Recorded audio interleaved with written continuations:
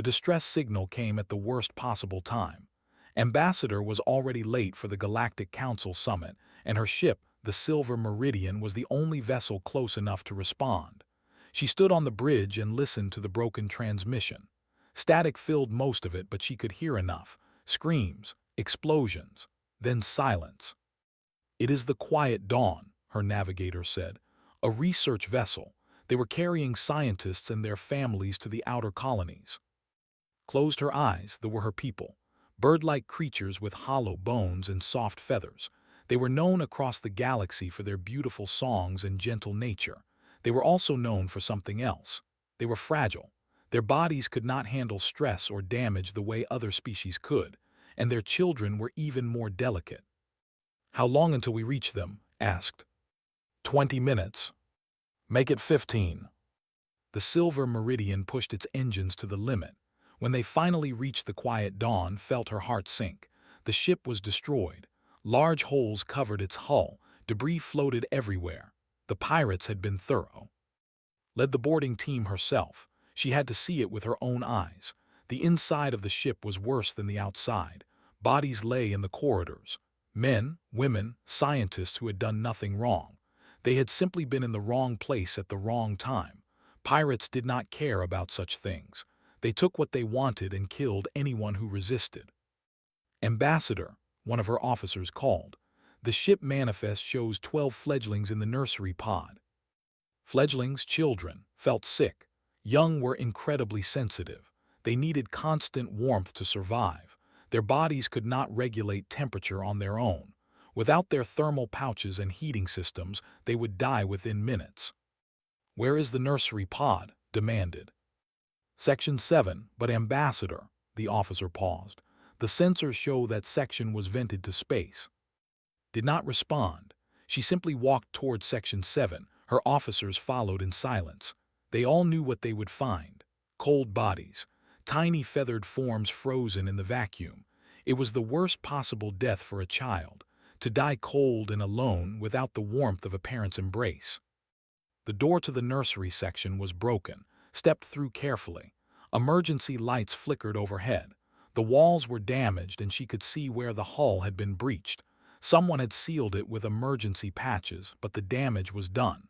The cold of space had entered this place. She expected to find death. She expected to find tragedy. Instead, she found something impossible. In the corner of the room, wrapped in emergency insulation and cargo blankets, sat a human male. He was shirtless, his skin pale and covered in sweat despite the cold. His eyes were closed and his breathing was shallow. He looked like he was dying. But that was not what made stop. What made her stop were the 12 small bodies pressed against his bare chest. 12 fledglings, their tiny feathers ruffled, their small beaks tucked against his skin. They were sleeping, all of them. Their little chests rose and fell in rhythm with his breathing. They were alive. "Impossible," whispered. Her medical officer rushed forward with her scanner. She ran it over the human and the fledglings 3 times before she spoke. "They are all alive," said, her voice shook. "The fledglings are stable. Their body temperature is perfect. He kept them warm with his own body heat." Stared at the human. She knew about humans. Everyone in the galaxy knew about humans. They were a young species, barely a few centuries into space travel. They were known for being tough and stubborn and sometimes violent. But this was something else entirely. "How long?" asked. Checked her readings. Based on the ship's logs and the time of the attack, 19 hours. He has been holding them for 19 hours. 19 hours. Could not imagine it. To hold 12 children against your body for 19 hours. To give them your heat, your energy, your life force.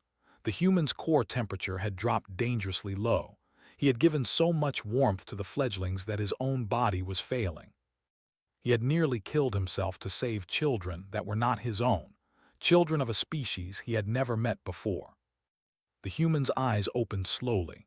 They were dark brown and filled with exhaustion. He looked at and tried to speak, but his voice came out as a croak. "Please," he managed, "help them, they are just bobbies." Knelt beside him. Up close she could see how much he had suffered. His lips were cracked. His hands were trembling. but he still held the fledglings gently, still kept them pressed against his heart.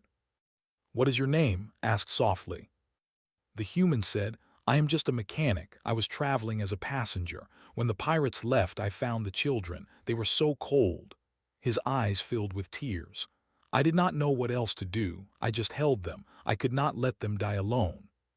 Felt something strange in her chest, an emotion she could not name. In 200 years of diplomatic service, she had met thousands of species. She had seen acts of courage and acts of cruelty, but she had never seen anything like this. "You saved them," she said. "All 12 of them, you saved them." Looked down at the sleeping fledglings. A small smile crossed his tired face. "They are so small," he whispered, "so helpless. Someone had to protect them." The medics moved in to help him, but when they tried to take the fledglings away, the children began to cry. High, piercing sounds of distress that echoed through the damaged ship. They clung to his chest and refused to let go. His face went pale. "Ambassador," she said quietly, "they have imprinted on him." Understood what that meant. In the first hours of life outside the egg, fledglings bonded with whoever kept them warm, whoever gave them safety. It was permanent, unbreakable. These 12 orphan children had bonded with a human, and nothing in the galaxy would ever be the same. The medical bay of the Silver Meridian was not designed for humans. The beds were too short, the air too thin, the temperature too cool, but did not complain. He lay on the examination table with 12 fledglings still pressed against his chest, their small bodies rising and falling with each of his breaths. The medical officer worked around them carefully. She had given up trying to separate the children from the human. Every time someone tried to move them, the fledglings screamed and cried until they were returned to his arms. So she simply treated him while they clung to him like he was their entire world. Because to them he was. "Your core temperature dropped to 34 degrees, told him. "Humans are supposed to maintain 37. You were dying of hypothermia." Nodded weakly. "I felt cold, but they were colder. They needed the heat more than I did." Stared at him. She had studied many species in her long career. She thought she understood biology, but this human confused her completely. "You should not have survived," she said. 19 hours of constant heat transfer, 12 small bodies drawing warmth from you. Your system should have shut down after 10 hours. "I did not really think about it," admitted. "I just knew I had to keep them warm, so I did." Ambassador entered the medical bay quietly. She had been watching from the doorway, listening to the conversation. Now she approached the bed and looked down at the human and his strange collection of children. "How is he?" she asked. "Recovering," said, "slowly, but he will live." She paused. "The fledglings are perfectly healthy, better than healthy actually. Their vital signs are excellent. Whatever he did, it worked." Studied the sleeping fledglings. They were beautiful creatures, even at this young age. Their feathers were soft and downy, ranging in color from pale gold to deep amber. Their tiny beaks were tucked against skin, and their small claws gripped his chest gently. "Human body temperature," said slowly. "It is exactly what fledglings need." Nodded. 37 degrees Celsius, the perfect incubation temperature, and his heartbeat. She pulled up her scanner readings. 60 to 70 beats per minute. That rhythm is almost identical to the parent brood call that used to calm their young. "So he became a living incubator," said. "Yes, his body provided everything they needed: heat, rhythm, safety. His skin even produces natural oils that are compatible with their feathers." Shook her head in amazement. "It is like humans were designed to care for other species' children." Listened to this conversation with confusion on his face. "I do not understand," he said. "I just held them, that is all." Sat down beside his bed. She moved slowly, carefully, the way one might approach a wild animal. But there was nothing wild about. He was simply tired and confused and worried about the children in his arms. "Let me explain something to you," said gently. "In most species across the galaxy, the instinct to protect young is limited to one's own offspring. We care for our own children, our own bloodline, our own kind. Strangers' children are not our concern." Frowned, but they were dying. Yes, and most species would have noted that fact and moved on. Perhaps they would have felt sad. Perhaps they would have reported it to authorities, but they would not have stripped off their clothes and held alien bobbies against their body for 19 hours. I do not understand, said again. They were bobbies, they were helpless. What else was I supposed to do? Smiled, but it was a sad smile. That question, she said, is what makes humans so strange to the rest of us. You do not even realize how unusual your response was. To you, it was obvious, natural, the only possible choice. Looked down at the fledglings. One of them stirred in its sleep, making a small chirping sound. Without thinking, adjusted his arms to hold it more securely. The fledgling settled immediately, comforted by his touch. They were scared, said softly. When I found them, they were crying. This awful, high-pitched crying. They were so cold their feathers were turning blue.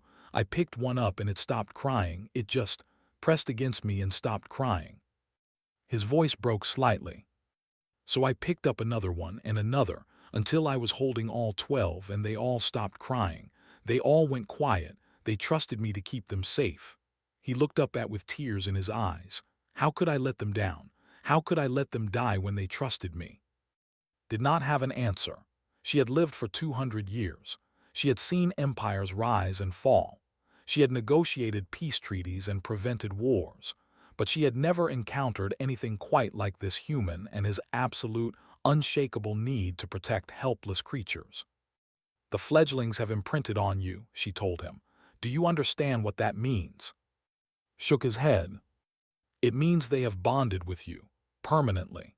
You are their parent now, in every way that matters to a child. They will not accept anyone else. They will cry and refuse to eat and become sick if they are separated from you. His eyes went wide.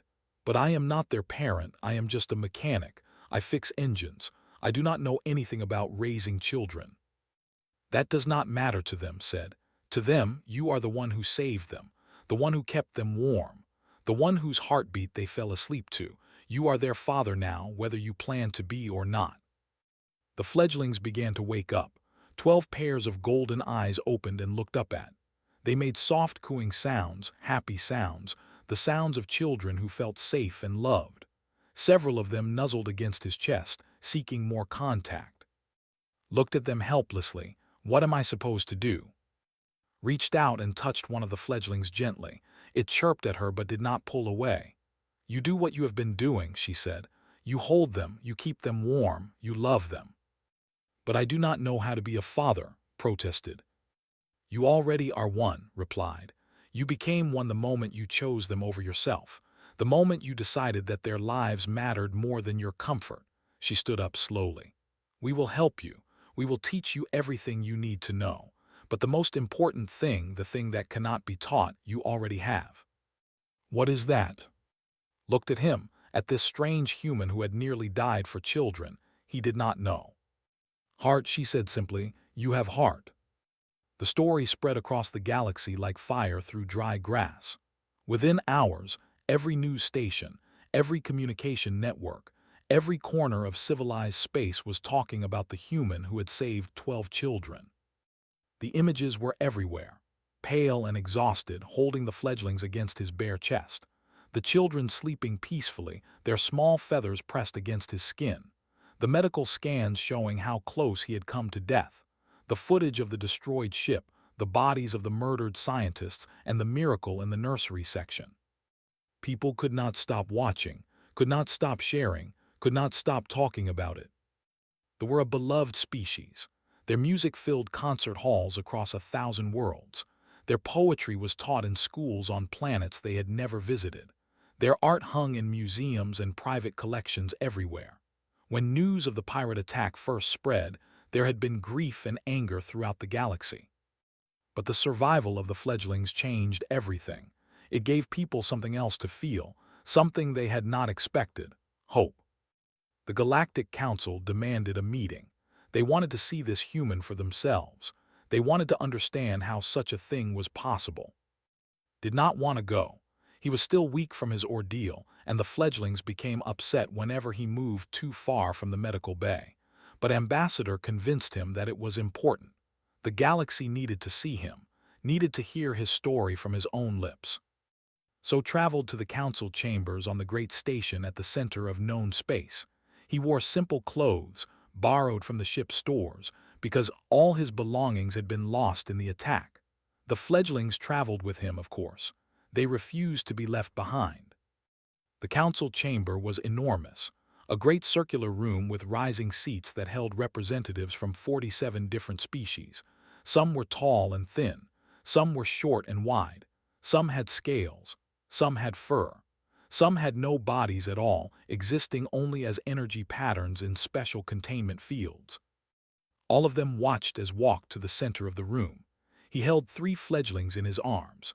The other 9 rode on a special hovering platform beside him, chirping softly and looking around with curious golden eyes. Had never felt so small in his life. Ambassador spoke first. She stood at a podium and addressed the council in clear, formal tones. She described the attack on the Quiet Dawn. She described the rescue mission. She described what they had found in the nursery section. "This human," she said, "is named. He is a mechanic from Earth. He was traveling as a passenger when the pirates attacked. When the danger passed, he did not hide. He did not wait for rescue. He crawled through a destroyed ship, found 12 dying children, and saved them with nothing but his own body." Murmurs filled the chamber. Representatives leaned forward in their seats. "Fledglings require a constant temperature of 37 degrees Celsius, continued. "Human body temperature is exactly 37 degrees Celsius. Our children need a steady heartbeat to feel safe. Human hearts beat at the perfect rhythm. It is as if nature designed humans to care for our young." She paused and looked around the chamber. But biology alone does not explain what happened. Many species have similar body temperatures. Many species have similar heartbeats. None of them would have done what this human did. Turned to face directly. Held those children for 19 hours. He gave them so much of his own heat that his body began to shut down. He was dying, and he knew he was dying, and he did not let go. He chose their lives over his own. Strangers, aliens, children of a species he had never met. The chamber was completely silent now. "I have served as a diplomat for 200 years, said. "I thought I understood the galaxy. I thought I understood the species that live in it. But I did not understand humans. I did not know they were capable of this." She stepped back from the podium and gestured too. "Please," she said, "tell them yourself. Tell them why you did it." Looked around the vast chamber. Thousands of eyes watched him. Thousands of beings from across the stars waited to hear what he would say. He swallowed nervously. "I do not have a big explanation," he said. His voice was quiet, but the chamber's systems carried it to every ear. "I am not a hero. I am not special. I am just a man who fixes engines for a living." He looked down at the fledglings in his arms. One of them chirped and nuzzled against his chest. "When I found them, they were dying. They were so small, so cold. They were crying and no one was coming to help them. Their parents were dead. Their ship was destroyed. They were alone." His voice shook slightly. "Where I come from on Earth, we have a saying. It takes a village to raise a child. It means that children are everyone's responsibility, not just their parents, not just their family. Everyone." He looked up at the council. "I saw children who needed help. I had the ability to help them, so I helped them. That is all. I did not think about whether they were my species or my responsibility or my problem. They were bobbies. They were dying. What else was I supposed to do?" Silence filled the chamber. Then slowly a delegate from a species did not recognize began to make a sound. It was like clicking, repetitive and rhythmic. Another delegate joined in, then another, and another. Did not understand what was happening until leaned close to him. "They are applauding," she whispered. "In their way, they are honoring you." The sound spread through the chamber until it seemed like the whole room was vibrating with it. 47 species, united in recognition of something they had never seen before. A human who loved without limit, who protected without thought of cost, who saw a baby and said, "This is mine to save." Stood in the center of it all, holding his fledglings close, and wondered how he was going to explain this to his mother back on Earth. The government did not know what to do with. Nothing like this had ever happened in their history. 12 of their children, orphaned by violence, had bonded with an alien, a human, a species they barely knew. There were meetings, so many meetings. Government officials and child welfare experts and psychologists and lawyers all gathered in rooms and talked for hours about what should be done. Some wanted to try breaking the bond. Surely, they said, with enough time and therapy, the children could learn to accept guardians. But the psychologists said no. The bond was permanent. Trying to break it would damage the children beyond repair. They would grow up broken, unable to trust, unable to love. The trauma would echo through their entire lives. Other officials suggested taking to the let him raise the children there, surrounded by culture and teachers. He could learn their ways. The children could grow up knowing both worlds. This idea had more support, but it required to agree. They brought him to a small, quiet room to discuss the matter. Ambassador was there, along with an elder named. Was very old, her feathers silver with age, her movements slow and careful, but her eyes were sharp and kind. Sat in a chair that was too small for him, with fledglings crawling all over his lap and shoulders. He looked tired and overwhelmed. The past week had been a blur of doctors and officials and cameras and questions. "We are offering you citizenship," explained. "Full citizenship, a home on our resources to raise the children properly, teachers and helpers and everything you might need." Looked at her with confusion in his eyes. "You want me to move to your planet?" "Yes, the children need to grow up knowing their heritage, their culture, their language, but they also need you, so we are asking you to come with them." Was silent for a long moment. He looked down at the fledglings. They had grown in the past week. Their feathers were thicker, their eyes brighter, their chirps louder. They looked at him with complete trust. "I am just a mechanic," he said finally. "I fix engines. I do not know anything about raising children. I do not know anything about culture. I cannot even speak your language properly." The elder leaned forward. Her voice was gentle and warm. "May I tell you something?" she asked. Nodded. "I have raised 7 children in my life," said. 7 children from egg to adulthood, and I can tell you this with certainty. The most important thing a parent needs is not knowledge, it is not skill, it is not preparation. "Then what is it?" asked. "Love," said simply. "A parent needs to love their child enough to try, to keep trying even when they fail, to get up every morning and say, 'I do not know what I am doing, but I will do my best anyway.'"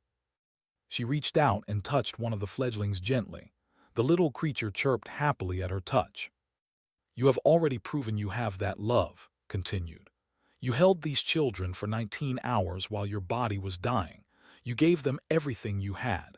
That is more than many biological parents ever do." His eyes filled with tears. "I am scared," he admitted.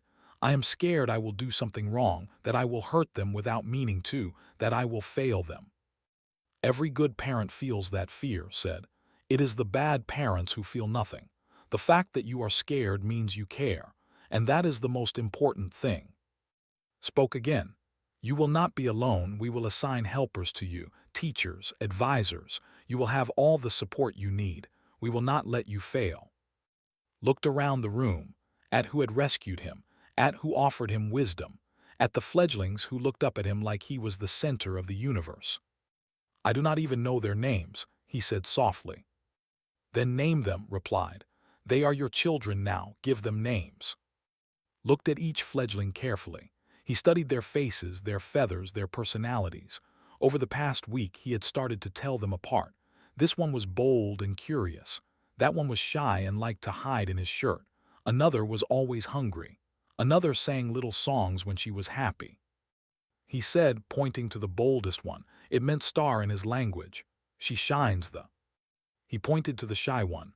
"Like snow, she is quiet and gentle." One by one he named them all. For the one who woke up happy every morning, for the one who loved to explore, for the one born in the season of new beginnings, for the one whose feathers sparkled like dew, for the one who always looked up at the sky, for the beautiful singer, for the free spirit who hated being held too tight, for the one who was always kind to the others, Sara for the dreamer, for the strong one who protected his siblings. 12 names, 12 children, 12 new stars in his universe. Korean names, observed, from your homeland on Earth. Yes, said. They will learn ways and speak the language, but they are also mine, and I want them to carry a piece of where I come from. Smiled, and it was the warmest smile had ever seen. Then it is settled, she said. You will come to our world, you will raise your children, and I will help you every step of the way. Took a deep breath. The decision felt enormous, life-changing, terrifying. But then climbed up his chest and pressed her small beak against his cheek. It was her way of kissing him, he had learned, her way of saying she loved him. Okay, said, I will do it, I will try. That is all anyone can ask, replied. That is all anyone can ever ask. 5 years passed like a dream. His home sat on a hillside overlooking the great silver forests of the. It was a strange house, built for both human and needs. The ceilings were high enough for his children to practice flying. The floors were warm enough for his human body.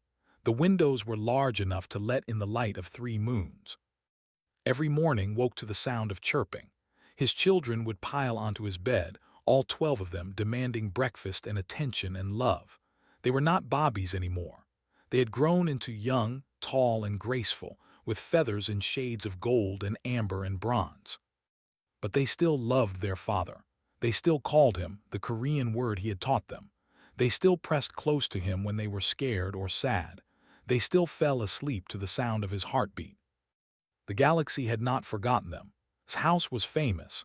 Diplomats visited from distant stars, hopping to meet the human who had adopted 12 alien children. Scientists came to study the unprecedented family. Journalists came to write stories.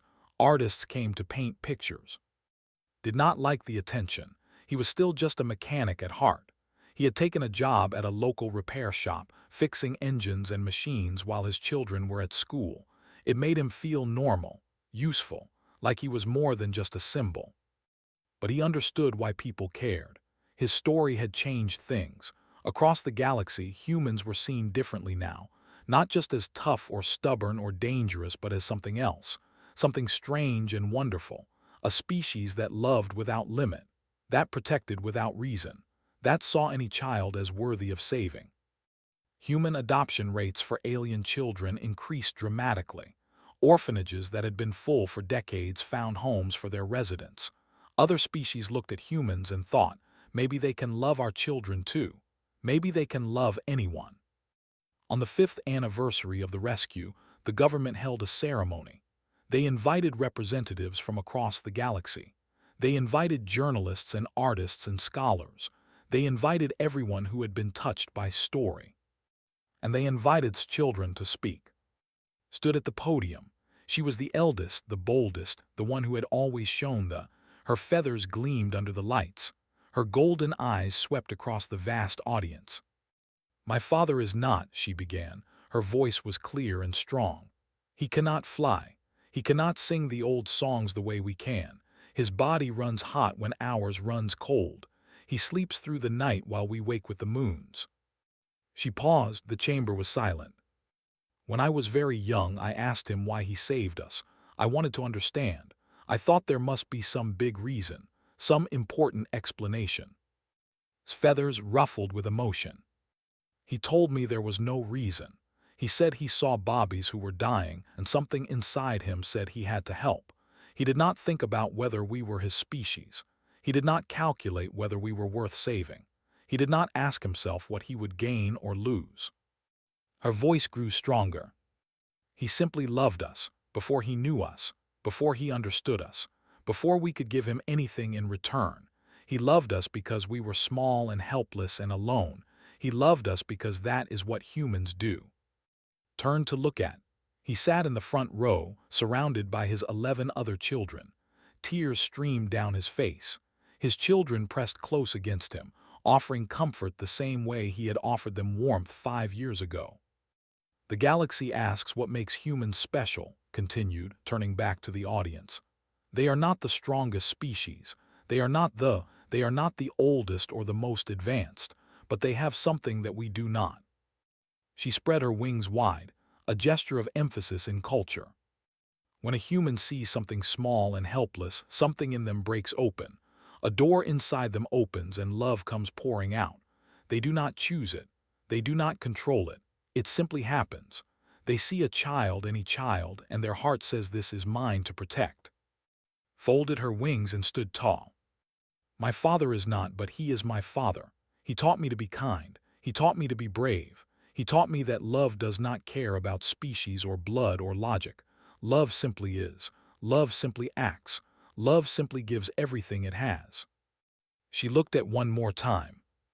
5 years ago, a human held 12 dying children against his chest and refused to let go. He gave us his heat. He gave us his heartbeat. He gave us his life. Her voice rang through the chamber. We are the children of that love, and we will spend our lives being worthy of it. The ceremony ended. The crowds dispersed. The journalists wrote their stories and the artists painted their pictures, and the diplomats returned to their distant worlds. But did not care about any of that. He cared about the 12 young who surrounded him as they walked home through the silver forest. He cared about their laughter and their songs and their endless questions about the universe. He cared about the way they still crawled into his bed during storms and pressed against his chest like they had when they were bobbies. Asked quietly, walking beside him, "Do you ever regret it, giving up your old life to raise us?" Stopped walking. He looked at his daughter, at her gentle eyes and soft feathers and kind heart. He looked at all 12 of his children, each one unique, each one precious, each one a miracle he had never expected. "No," he said, "never, not for a single moment." He opened his arms and they crowded around him, pressing close the way they had done on that terrible night 5 years ago. But now they were not scared. Now they were not dying. Now they were simply home with the Father who had chosen them, loving and loved. Above them, 3 moons rose over the silver forest. And somewhere across the galaxy, on countless worlds, children who had once been alone were finding homes with humans who would hold them close and never let go. That was legacy, not fame, not recognition, not the ceremonies and speeches and celebrations. Just love given freely without limit, without reason. The most human thing of all.